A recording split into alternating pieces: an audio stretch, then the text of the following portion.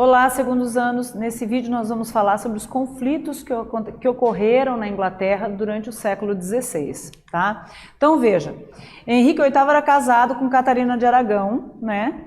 E ele tinha um amante e desejava ter um filho varão que sucedesse ele ao trono. Então o conflito todo se dá por quê? Porque ele pede a anulação do casamento dele com a Catarina de Aragão para a Igreja Católica. E o Papa Clemente VII não acolhe esse pedido dele. Né? Por quê? Porque não havia motivo para anular o casamento. E então ele rompe com a Igreja Católica, né? E veja, ele rompe por quê? Porque na verdade era o momento das reformas religiosas. Havia então um clima e uma possibilidade para que isso acontecesse, é importante que se diga. Já havia um descontentamento dele com a Igreja Católica lá por conta da Guerra dos 100 Anos, né? Que a Igreja Católica era mais próxima da França do que da Inglaterra. Então ele aproveita esse momento todo e rompe com a Igreja Católica, toma as terras da Igreja Católica, os mosteiros, né, para ele e casa-se então com a Ana Bolena, funda uma nova igreja, né, onde ele vai ser o chefe, e com a Ana Bolena ele tem a filha Elizabeth, não tem o filho que ele desejava. E as terras e os mosteiros da Igreja Católica ele vende e doa para os burgueses para quê? Para ter o apoio, porque obviamente que a medida que ele tomou foi drástica, né? Ele rompe com a Igreja Católica.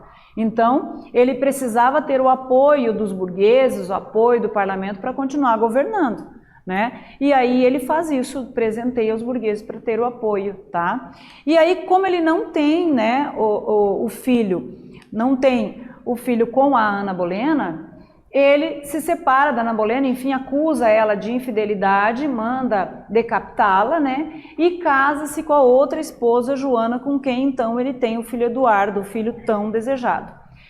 O Eduardo vai assumir o trono após a morte do Henrique VIII em 1547. Mas o Eduardo era um menino e mesmo assim falece, morre antes de completar os 16 anos, então governa muito pouco tempo.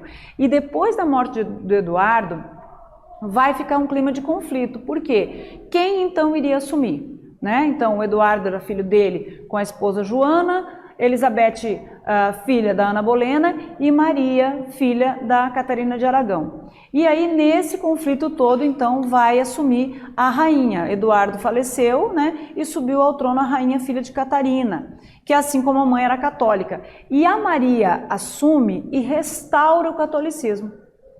Restaura o catolicismo e aí começa a perseguir então os anglicanos e puritanos, o que já gera um desconforto e um descontentamento entre os ingleses. Tá? Ela vai governar por 5 anos, né? E aí vai ter uma doença, enfim, vem a falecer, e a rainha Elizabeth I, filha da Ana Bolena, então vai assumir o reinado da Inglaterra, vai reinar por 45 anos e vai organizar a igreja anglicana, vai consolidar o absolutismo inglês, né, o anglicanismo, reforçou também a coroa e ordenou o início da expansão marítima. Então ela, para a economia inglesa, ela foi extremamente importante. E é também sob o reinado dela, então por conta dessas perseguições religiosas aí, que tinham começado lá no reinado da irmã, é que os primeiros colonos virão então para a América do Norte e vão fundar a colônia Virgínia em homenagem a ela. E aí depois da morte dela, em 1602, vai haver as revoluções inglesas, né, onde Jaime I vai assumir, enfim, vai ter uma troca ali de reis, até que depois, posteriormente, se consolida com o Guilherme de Orange. Tudo bem? Espero que vocês tenham gostado e até a próxima.